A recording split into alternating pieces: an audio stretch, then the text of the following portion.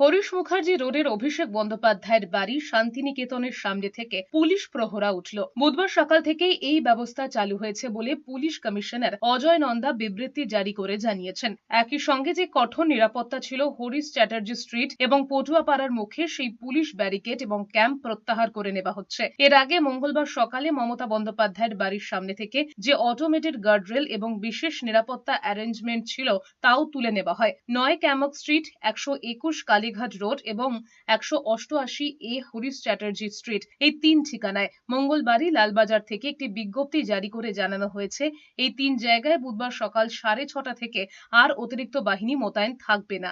সেই নির্দেশ বুধবার সকাল থেকেই কার্যকর হয়েছে। এই ৩ জায়গায় নিরাপত্তায় ছিলেন যেসব পুলিশ কর্মী, বুধবার সকালে তারা ওই জায়গা ছেড়ে চলে যান।